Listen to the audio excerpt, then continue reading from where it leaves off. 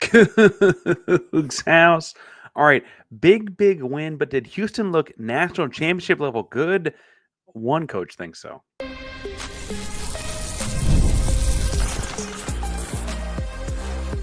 You are Locked On Coogs, your daily podcast on the Houston Cougars, part of the Locked On Podcast Network, your team every day.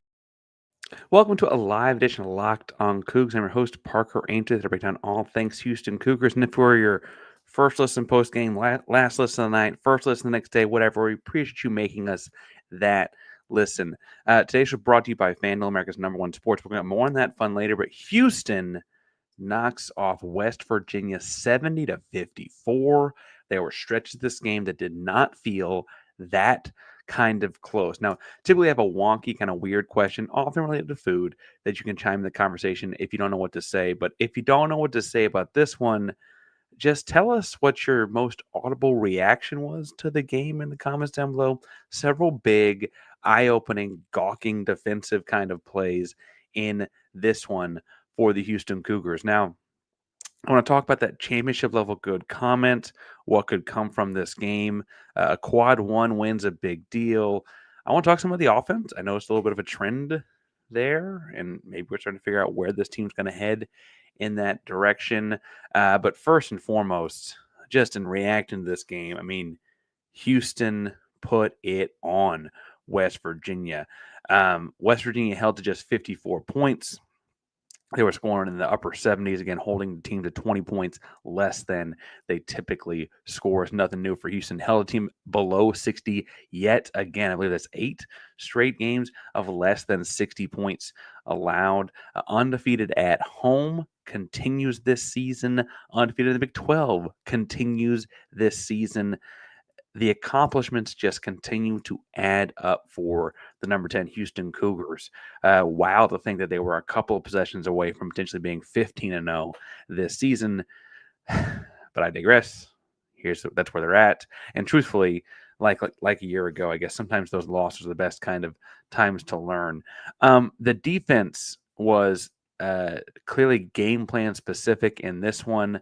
I mentioned it on Twitter, and if you can follow me on social media at Painsworth512, I'm live tweeting and posting throughout the game different thoughts I've got. But in this one, there were several things that Houston looked like they were going to live with. And early, it was back and forth because West Virginia was making those kinds of shots, contested dribble drive kind of threes, off balance, hand in the air, whatever. And Houston stayed the course, continued contesting those shots like they were, didn't overhelp, didn't overreact, any of that kind of stuff. And then you suddenly had at the 9:29 minute mark, it was 24-21 after a West Virginia free throw. Houston would go into half 40-27. 40-27. That's a 16-6 run to end the half in the final 9 minutes, right? That's ridiculous defense to be keeping up that pace on offense, but then to also be shutting down defensive possessions. And if that were not enough, in the second half, when West Virginia is cutting it, they make a 3 to cut it to 51-48. Houston with the 3-point lead with 12:36 to go. West Virginia would not make another field goal until, I'll make sure I got my note right here, another field goal made at 4:40. That's nearly 8 minutes without a field goal in the final 12 minutes of this one. Houston's defense was tremendous, and what they were doing schematically, if that's your bag when it comes to X and O's with basketball, is they really were, it was more of a scouting report kind of game, right? Like, this guy can do this, that guy can do that.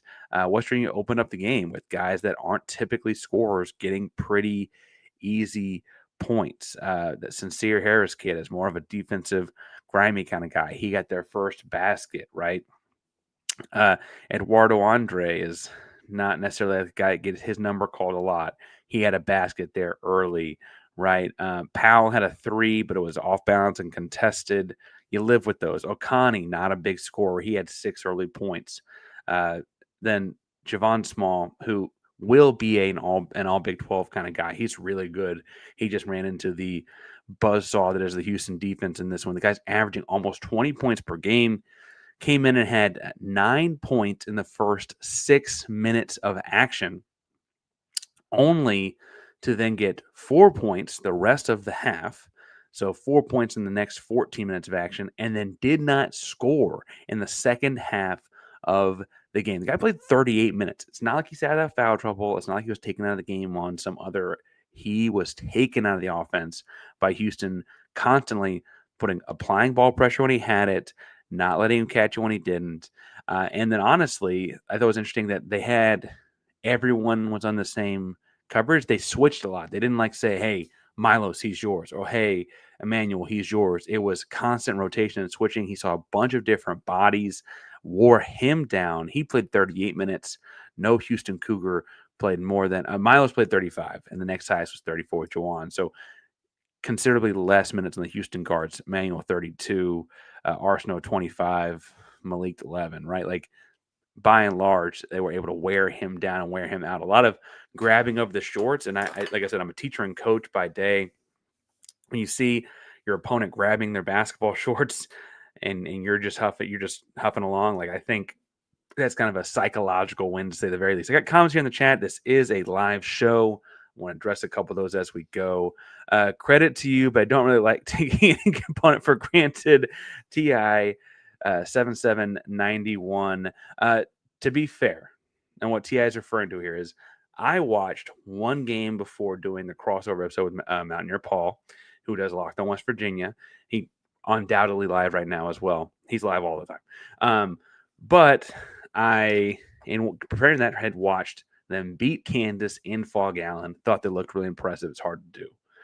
Between that and then my Wednesday morning show, pre-gaming this one, I watched 2 more games, admittedly on like double time speed, pretty quick, like trying to make sure I get as much tape in as possible between stuff.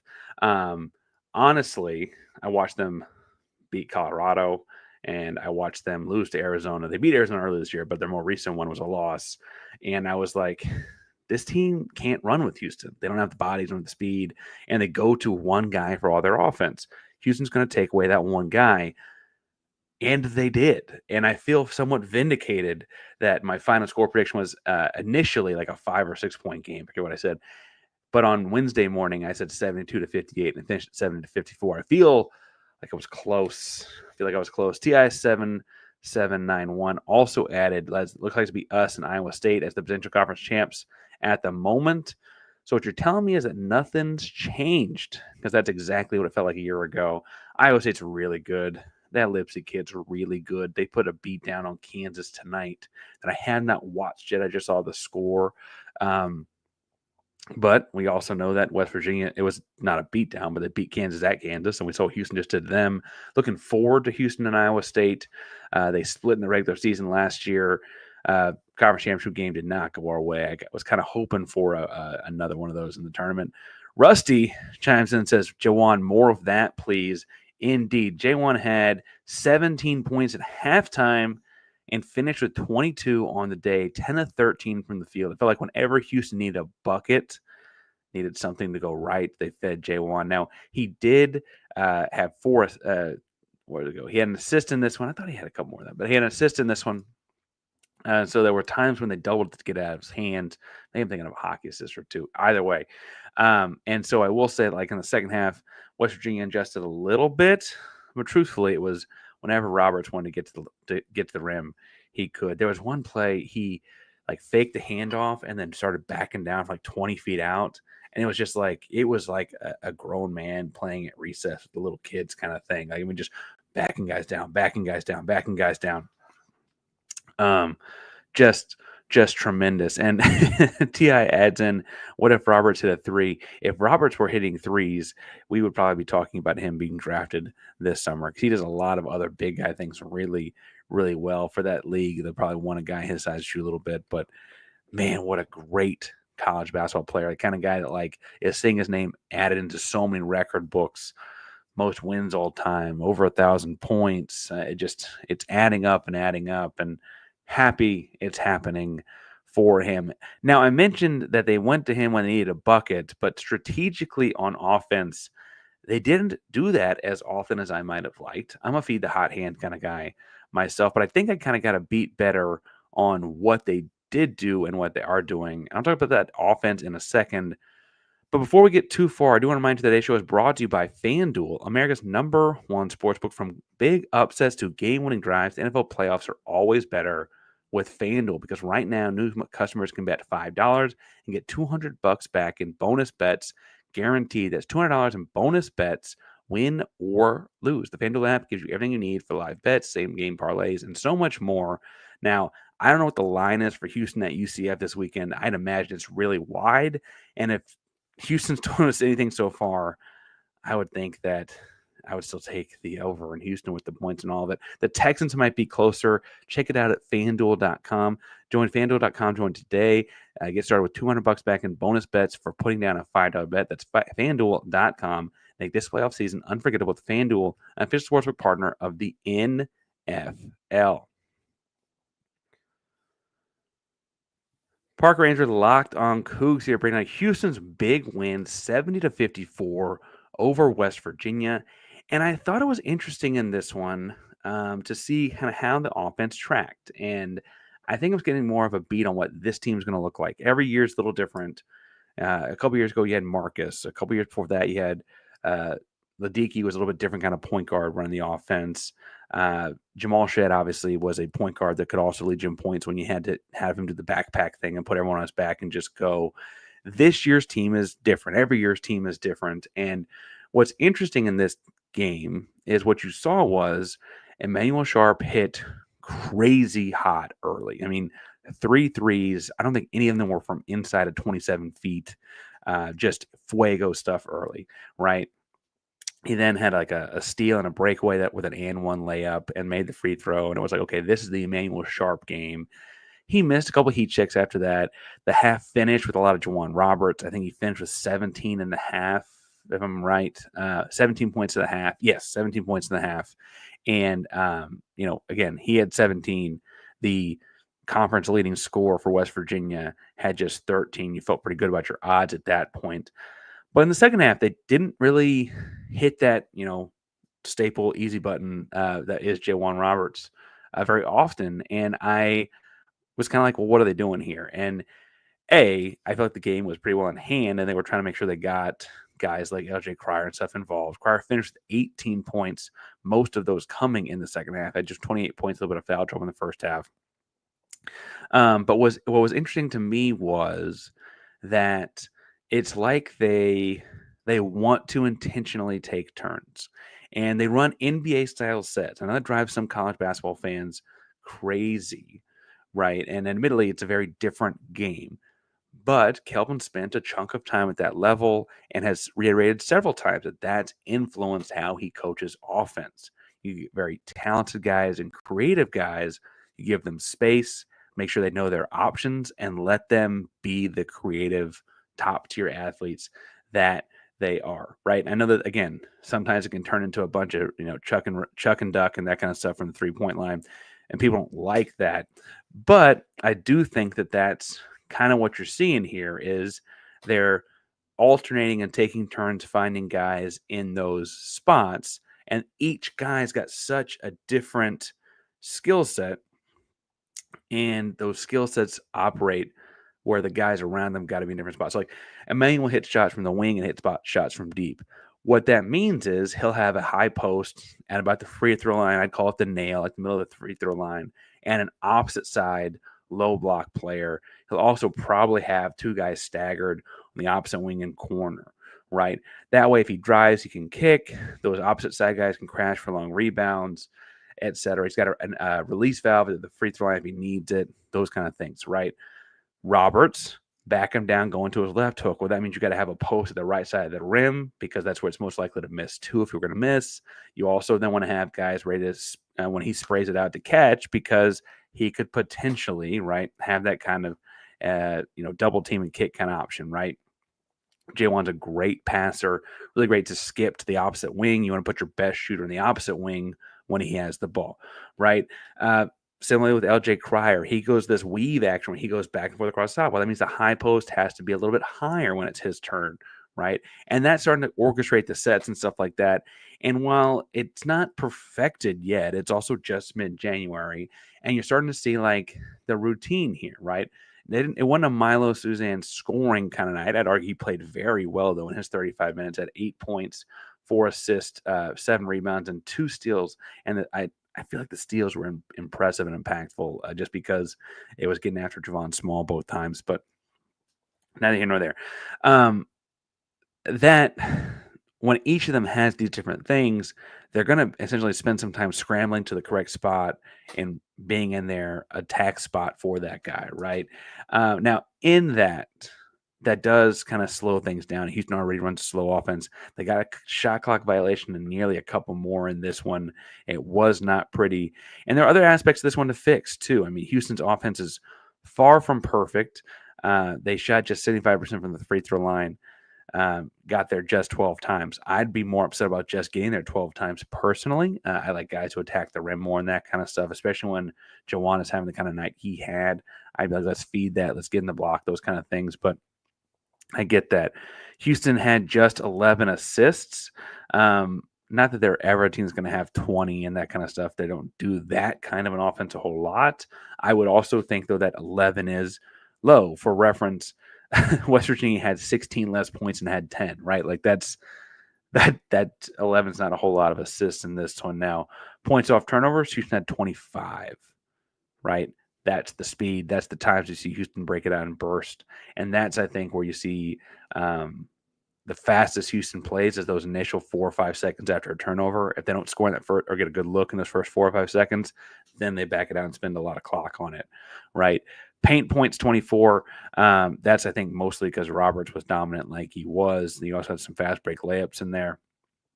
But I say all that to say that this offense is kind of trying to put a bunch of pieces together that are really good pieces, and they're just starting to find those grooves.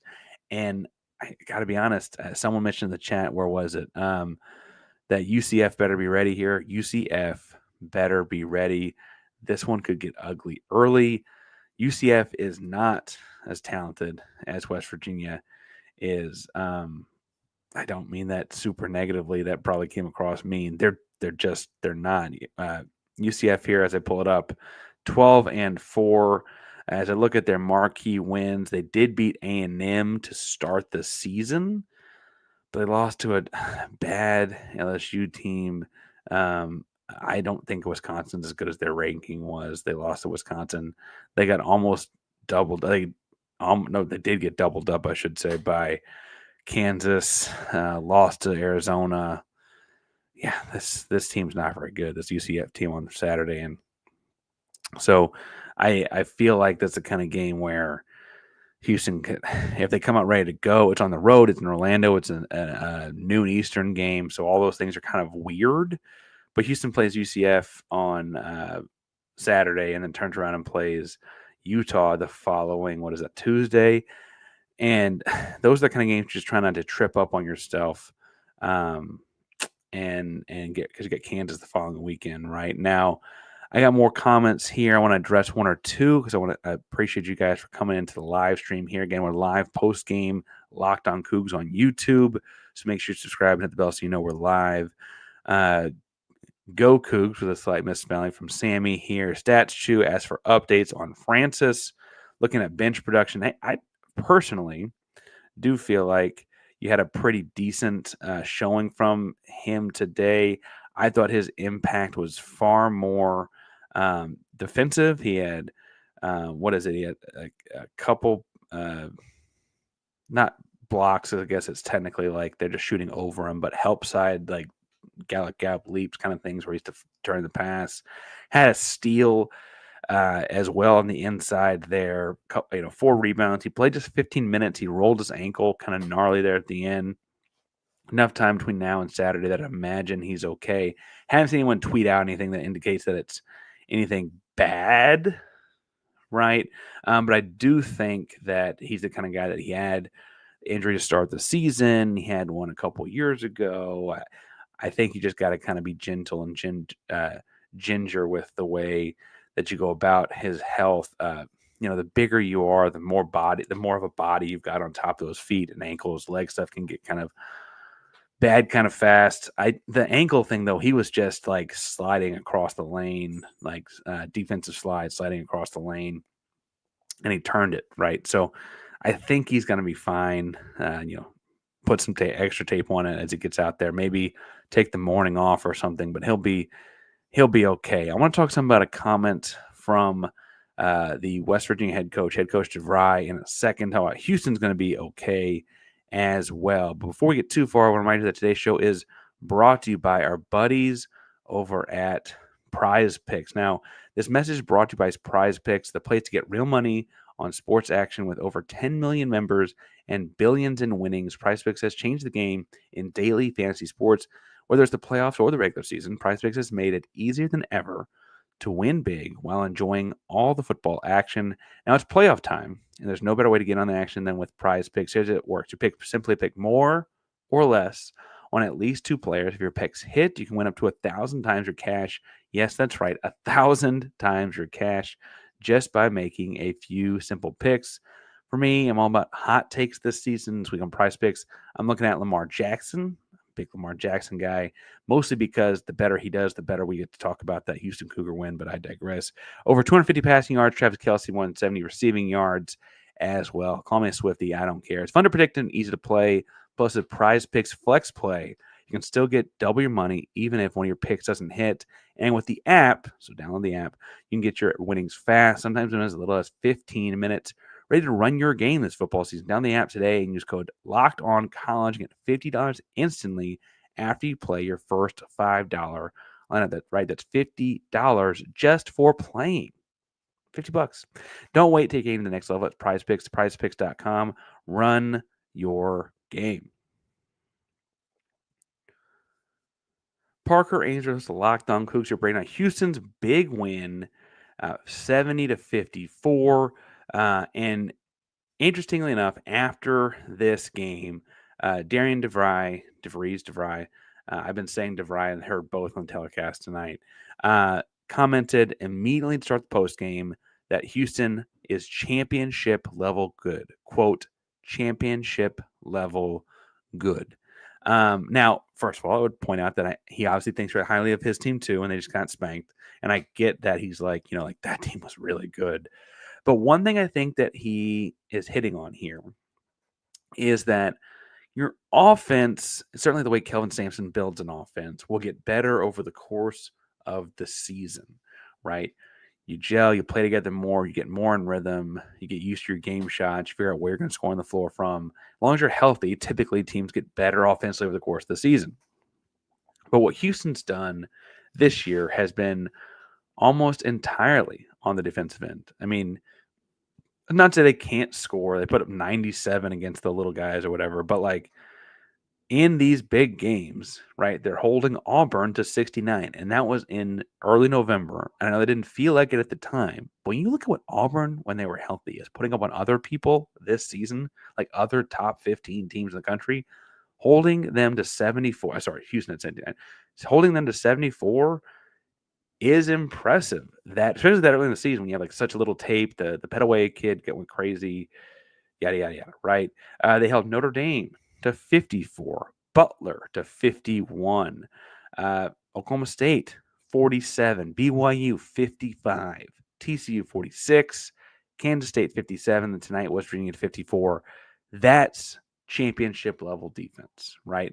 I understand that not every one of the teams I mentioned makes the tournament necessarily, I guess. I don't think Oklahoma State's going to do it.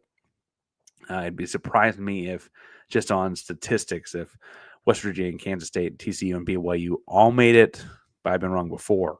I do think, though, that what you're seeing here is the defensive effort and schematics of a championship caliber team. And I stress, part of this is because this team is full of vets. They run an incredibly complex defensive coverage scheme. You hear them talk about how the scouting reports are broken down to individual players in different parts of the floor they're on. It's a Javon Small, when he's in this part of the floor, likes to do this. But when he's in that part of the floor, we got to do that. So from this wing, we got to cover it like this. But if he catches the ball on that wing, we got to cover it like that. And if this guy's a shooter in that corner, then we have to flip this a little bit. The tweaks are so fine and like neatly tuned and those kind of things, right? And everyone's got to know them because who knows who could be covering who at one point. That it's a lot of being smart basketball players, right? Look at what Houston does defensively. I mean, they're jumping passing lanes, that they're running the action, the offense running better than the offense is half the time, right?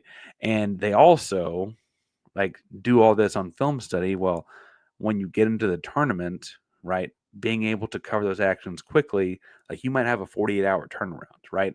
And that's going to be important. But having done so much of this season, right, it almost feels like there's nothing they won't see by then. I think the DeVry coach obviously trying to be complimentary, but I also feel like Houston's defense is championship level good, and their offense is coming along.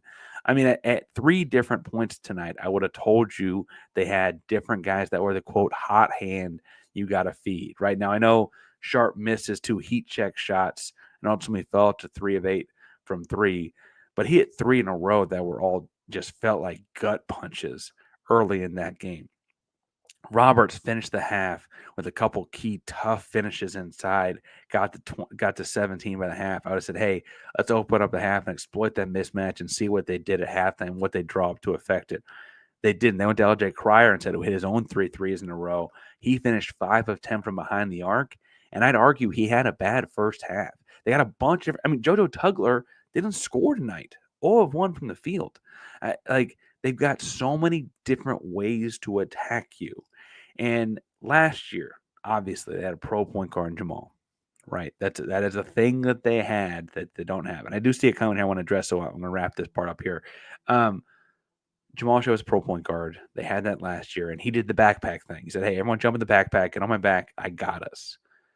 The difference between this team and that team is whether it's a rolled ankle or defensively, someone takes your best guy out of it.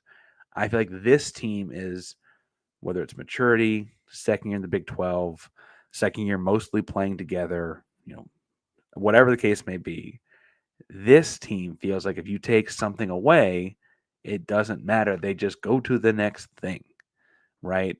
And that, ladies and gentlemen, is really, really hard to stop. Now, one of those things that they rely on offense is Emanuel Sharp, and Blessed and Highly Favored here asks if who Sharp is comparable to in the NBA. And I don't know. He's kind of, it was funny. I was talking to my wife. She sat and watched the first half with me before she went and did some other work. But I feel like he's an interesting pro prospect because he's 6'3", very strong, listed at 215, long arms, lightning quick release, beautiful jump shot, led college basketball going into tonight on 3-point percentage. I don't know what 3 of 8 is going to do for him. And I don't know what Luke Bart, well, I don't know if he's so upset. But I do feel like his pro prospects are there. I don't know that there's a whole lot of guys that have those measurables. People are going to tell you he's got to play the point or got to play the off guard. But as we saw with Marcus, when Marcus went pro, and Marcus is a true shooting guard. A good game, Luke. Thanks for stopping by. But as we saw with Marcus when he went pro, sometimes it's about having a tall point guard, and you can get away with a smaller shooting guard because on a matchup they just guard. Marcus just guards the other team's guy that's 6'3" or 6'4" and under, right? And he plays with Cade Cunningham, who's 6'7", right? There are a lot of teams that have a 6'6", 6'7" point type of guy. Can Emanuel play off of one of them because he's not a true point guard himself? I think absolutely.